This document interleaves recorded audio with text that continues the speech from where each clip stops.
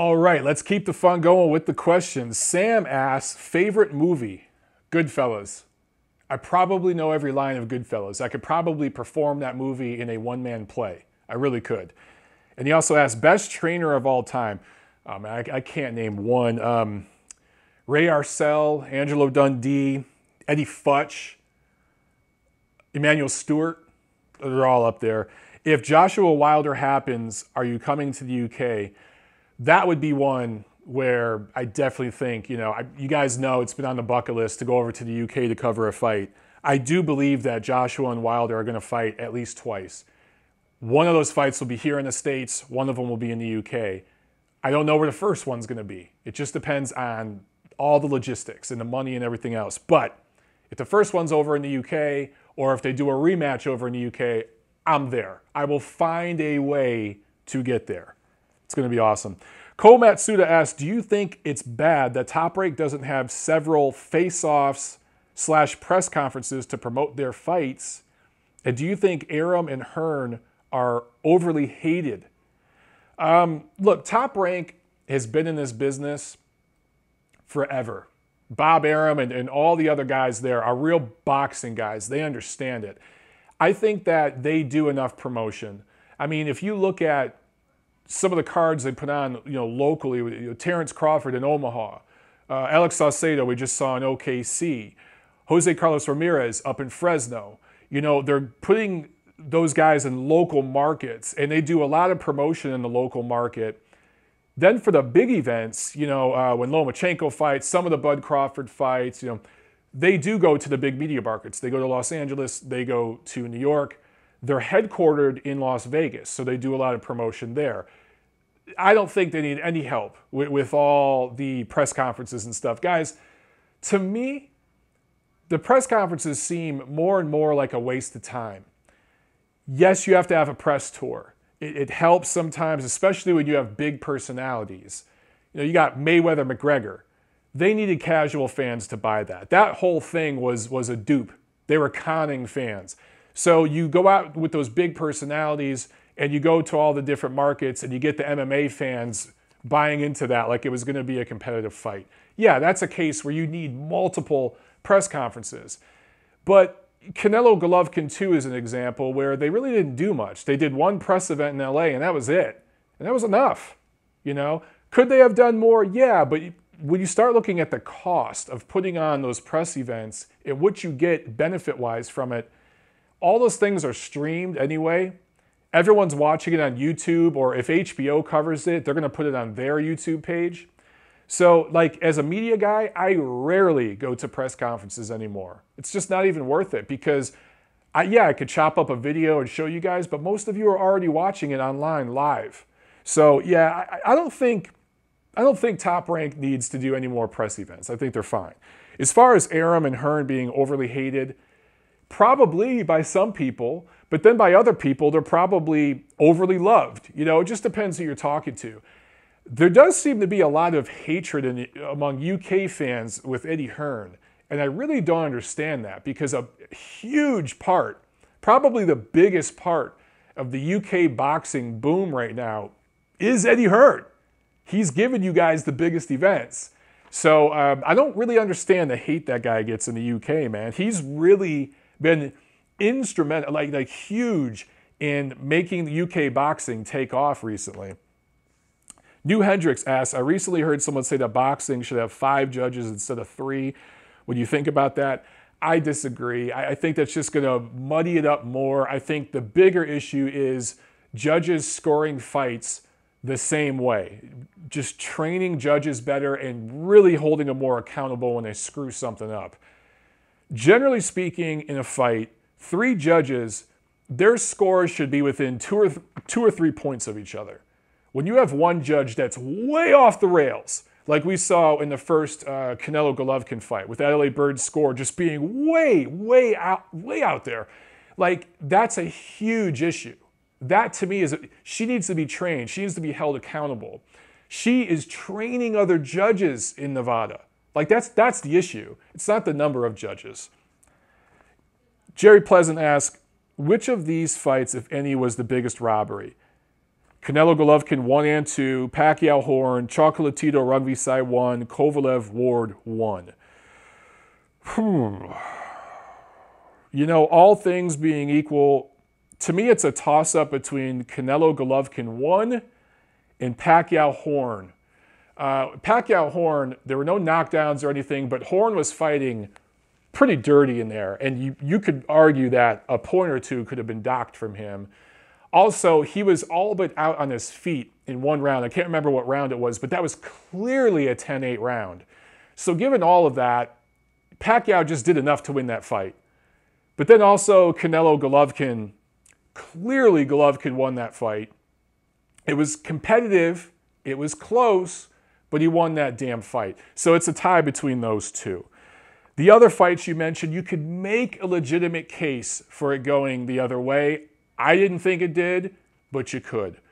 KK asks, just like how Mayweather started the undefeated trend, do you think that soon there might be a near-perfect KO ratio trend across heavyweights, where prospects who don't have a high KO ratio aren't respected? I don't know, KK. I think that that's not just a phenomenon with heavyweights. I mean, when Golovkin was being built up by HBO, he was being built up as this knockout machine. And Kovalev, the crusher, right? That's a marketing ploy boxing uses. And that started, hell, you could say with Tyson, but it probably started before Tyson. The Klitschko's, the first however many dozen fights they each had, they were all stoppages. So we've seen that kind of thing before. And I don't think that's going away. That's a marketing thing with the networks and the promoters. My thing is, when you market a fighter that way, you end up hurting them. Kovalev against Ward. I know we keep going back to these fights. By the way, the 2-year anniversary of that fight was just yesterday. But I think Kovalev was punished by the judges because he didn't knock Ward out. Golovkin versus Canelo, particularly in the first fight, I think he was punished by the judges because he didn't knock Canelo out. Because these judges in their mind are thinking, this guy's knocked everybody out, but he's not getting a knockout right now. So he's not doing as good. And I think that it shouldn't weigh in their mind. It shouldn't influence their scoring, but it does, especially a poor judge like Adelaide Bird. So sometimes that works against a guy, building him up that way. And for the record, Mayweather didn't start the undefeated trend. That was really, you could argue Roy Jones started that, but really it was HBO. HBO started that. Jim Lampley and all those guys at HBO, because that's how they marketed Roy Jones. It's how they marketed Floyd Mayweather. It was a big part of how they marketed Golovkin for a while and Kovalev for a while. So the networks are really, really bad about that. Mayweather made it worse. He made it a lot worse because he was the first guy on social media to really use that to market to ignorant fans. A lot of his fans are just ignorant, calling him TBE and all this because he's undefeated. But yeah, he didn't start it. Sausage Man 54 asks, has there ever been any discussion to put judges in a better location for scoring? Would you change the judges' seats or maybe have them watch the monitor with noise-canceling headphones?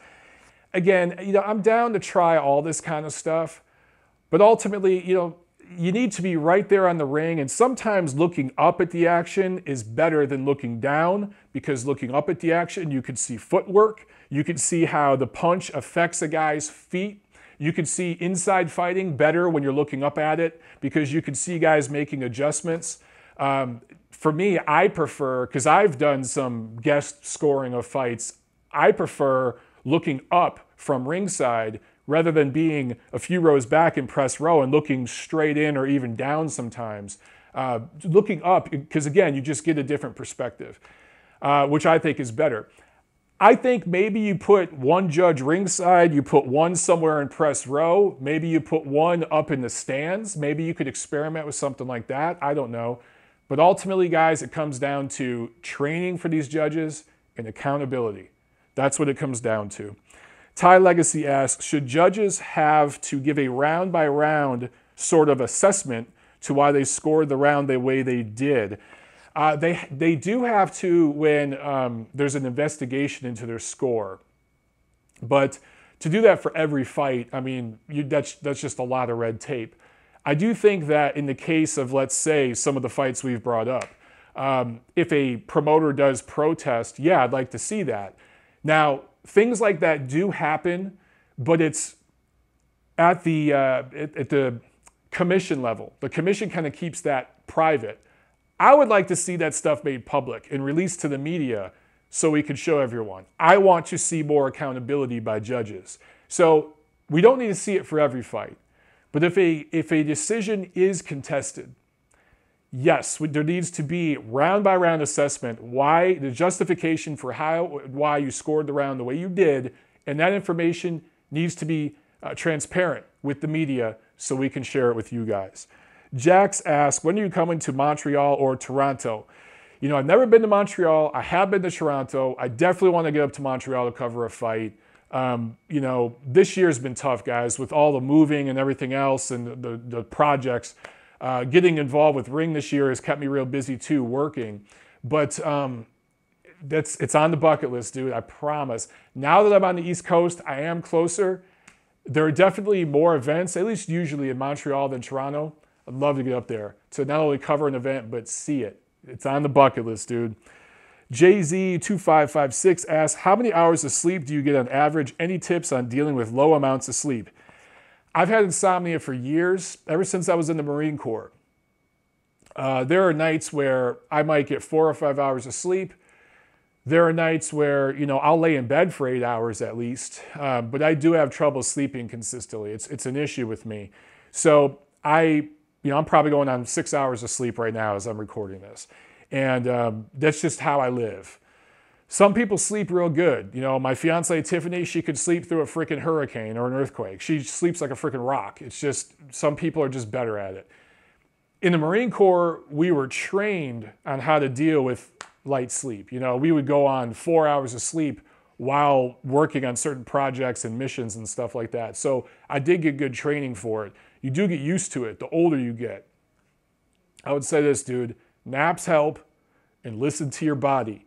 If you're starting to get a scratchy throat, you're starting to feel a little stuffy, take a damn nap. Try to go to bed early that night. For me, it could be 2 o'clock in the afternoon if I'm not at work or anything like that, and I could lay on the couch for 30 minutes and close my eyes. If I'm feeling a little, you know, like I could get sick or something, I do it. I listen to my body. That's the best thing you could do, man. Also, right before bed, an hour before bed, don't play with your damn phone. Turn off the damn lights and relax. It does help. Fricky92 asks, who would you like to see in a welterweight World Boxing Super Series tournament? Okay, 2 buys. Crawford and Spence, they get a first round bye. The other 4 names, let's go with the Mean Machine, Kavliauskas. Let's go with Keith Thurman, Sean Porter. And if you want some star power, Manny Pacquiao, should he beat Broner, or you could even have an alternate Danny Garcia. I think that'd be a hell of a welterweight tournament. Adam Skotskowitz? Am I even close? Let me know, man. Can you tell us more about your job? How did you get doing that, studies, etc.? If you're talking about boxing stuff, I've talked about this on a bunch of videos before. Just living in LA, hanging out at gyms, training, talking boxing, and blogging about it and chatting in message rooms. Man, I would go in some of those chat rooms, the old Eastside Boxing, forums, and I would write essays, and just post it. And people started saying, man, you need to do this shit more. You're good. You're good at articulating things. You need to write. And then, so I started doing that for a couple of years on just websites, whoever would post it, okay? And I was horrible at it, but I got better each time. I'd get reamed in the comments section by readers like, this guy's grammar is horrible, his spelling, man, I'd misspell words. I do not have any education for this kind of stuff. I didn't have the best education. I never went to college, to university, public school, inner city, educated. But I've taught myself. Spell check helps. Having Google around to look up words helps, and I have to do that a lot. And then Tiffany, eventually, again, we were watching fights when we first started dating, and she said it several times. She's like, man, you're saying stuff, and 3 minutes later, Max Kellerman says it, or Al Bernstein says it. You could do what these guys do. you need to do a YouTube channel. You need to start talking on YouTube. And she wasn't the first person to tell me that. So that's what started the YouTube. And then from there, you know, I met Steve and Doug and started working with them at UCN Live. And I just kept building myself up. And both Steve and Doug saw something in me where they kind of became mentors of mine and helped get me opportunities, you know, a little bit here and there and push me a little bit. And so I owe those guys a lot. And I owe several other people. Mark Butcher's one. Damon Bingham is one. There are a lot of people I could thank, man. But, you know, people saw something in me and saw me working hard and me trying, and they pushed me. And that's just how I got to where I am, bro. And I'm still not even where I want to be. I'm still pushing, right? Also, Adam asked, could you implement countries in your end-of-year series, like top 5 boxing scenes right now? That's a good idea, man. Off the top of my head, top 5 boxing scenes right now. I would just, of course, USA is still number 1. UK is number 2. Japan has a growing scene. Germany has a healthy scene. Man, where else? Where else? Where am I forgetting? Russia, Mexico. Puerto Rico, it's not where it once was. Hawker Mustang asked, do you think Al Hayman will continue putting on all in-house fights, or will he work with other promoters? He's going to do what he always does, bro. He's going to kick the can down the road, keep it in-house, and then eventually when a fight is big enough and makes enough sense, he will reach across the aisle. If you look at some of the bigger events that PBC fighters have been involved in recent years, it was with other promoters, and the other promoter ran the promotion. You know, you think of when Spence fought Brooke. You know, that was Matchroom, that was over in the UK. You think when Jacobs fought Golovkin, that was Loeffler, that was, you know, K2 on HBO. We could point to several of those. Right now, right now with Wilder Fury is working with Frank Warren, right? So I hope that we see Spence and those guys fight Terrence Crawford. We see, you know, Garcia fight Lomachenko. But it's going to take a while. That's just the way Al Hayman does business. Emre Ula asks, can you please rank your top 5 super lightweights? That division has had some great fighters. I imagine you're talking all time. Julio Cesar Chavez did a lot of work there. Nicolino Locke did a lot of work there. Aaron Pryor, Kostya Tszyu, really, really great Italian fighter. Duilio Loy. There's several others, but off the top of my head, there's 5. Tim Nick asks, why is Dillian Whyte such a coward ducking old man Luis Ortiz?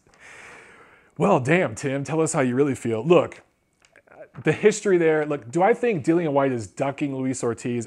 I really don't think so. I know you do, obviously. You're going to be mad at me. Look, bro, there's so much more money in a rematch with Dereck Chisora. Is it an easier fight than Ortiz?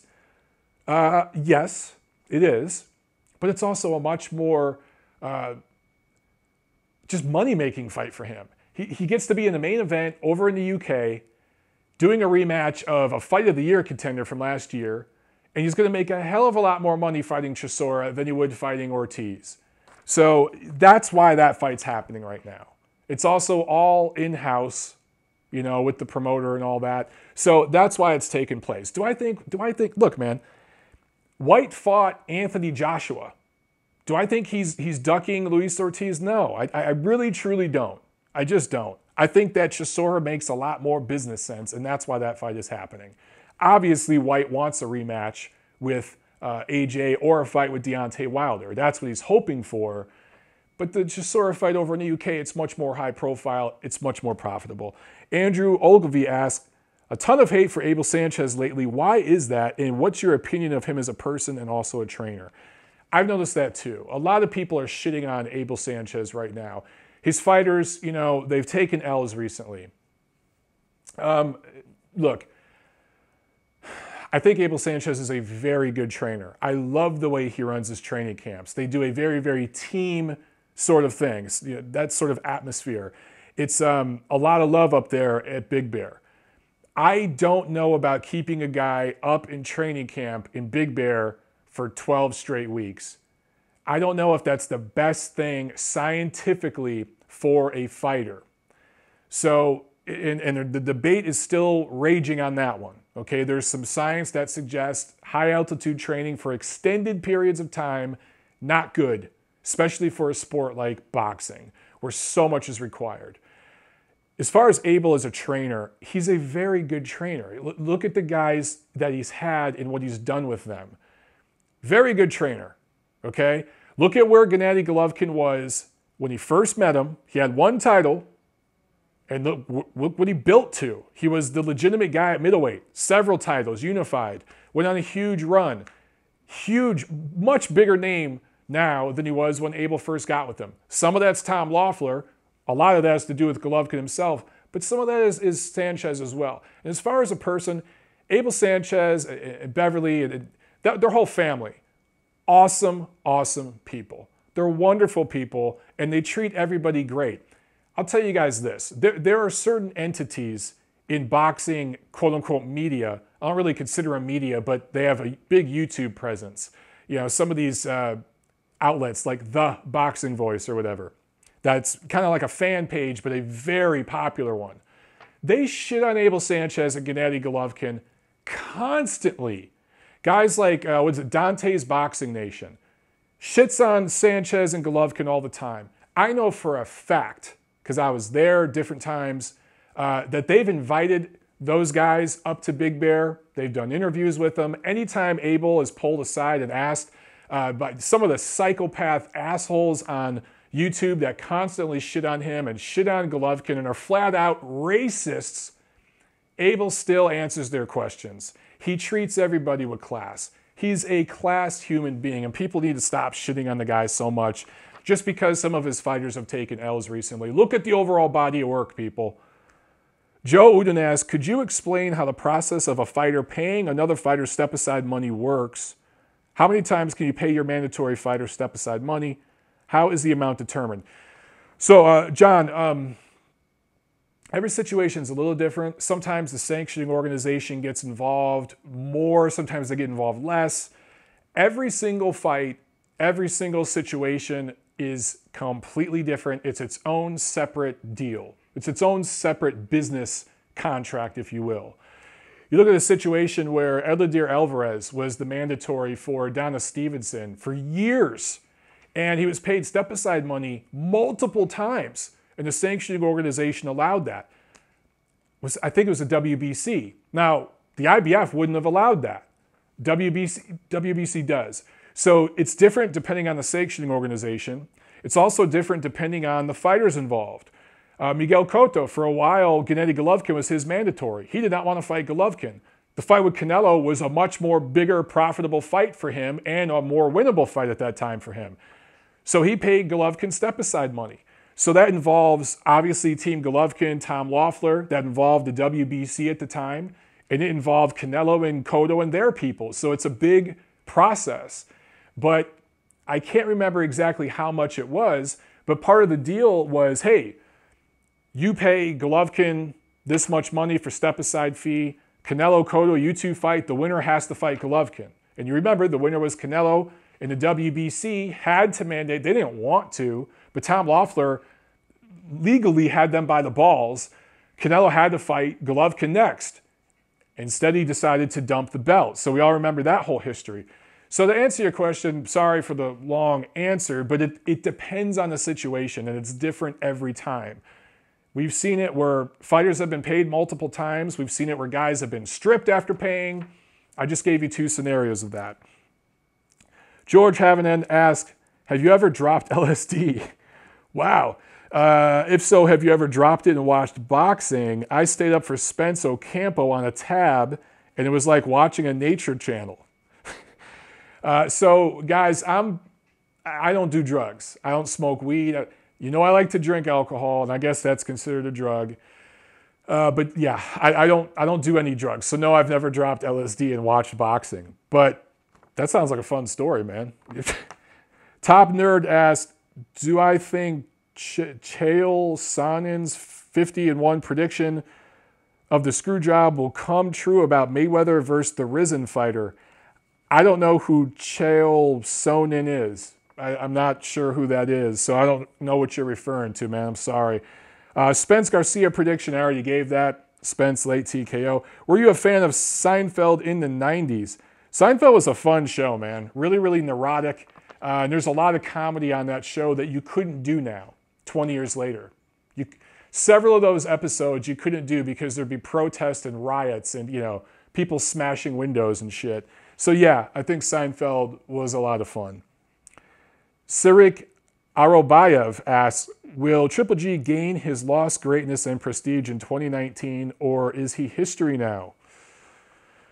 Gennady turns 37 next August. 37. So you just, look, you have to think that he's already reached his peak. I think his absolute physical peak is right around when he fought David Lemieux, right around there. That was the pinnacle of Gennady Golovkin. I think he's already slightly past his prime, and it's only going to continue because that's normal, guys. A clean fighter who's not juicing, who's not doing any kind of performance-enhancing drugs and activities is supposed to start declining around this age, especially if you had 300-plus amateur fights. That's what's supposed to happen. So yeah, I think we've seen the best of Gennady. I really, really do. He's still one of the best fighters in the world, pound for pound, but I do think we've seen his peak. Donald Fecht asks, can you please give me a press pass for Frampton versus Warrington?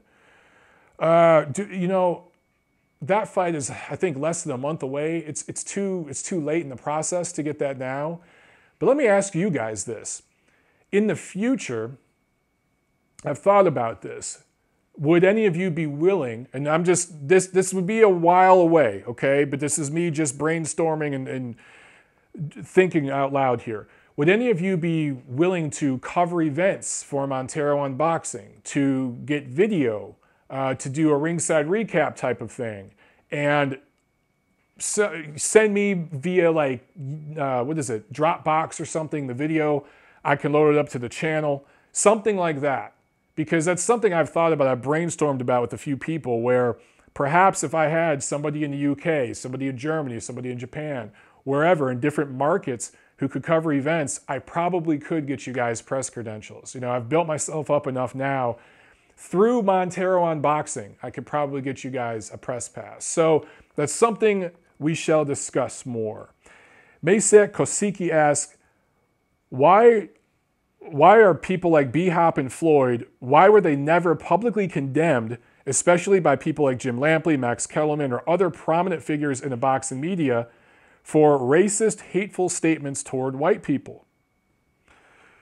Great question, and I really don't have a good answer for that. Bernard Hopkins made flat out, at best, they were prejudiced. At worst, they were racist. Floyd Mayweather has made just flat out racist comments and sexist comments about Caucasian people, women, and Asian people. Several other fighters have made really, really nasty comments like that and just gotten a complete pass. And Manny Pacquiao has made comments that were disrespectful or prejudiced about gay people and just got the book thrown at him in the American media. There does seem to be a double standard the way people are treated in our media. It's just the way it is. I don't agree with it. I think it sucks, but that's just the way America is. Andrew Gulata, my thoughts on his career. A lot of potential, a lot of talent, but mentally and emotionally just had problems. I think he had mental illness, and it was during an era before we talked about mental illness. I think if Gulata fought right now, he'd be a lot like Tyson Fury, where he'd be on podcasts and things talking about mental illness issues. So I think that held him back from reaching the heights he could have reached as a fighter, because he had tremendous potential.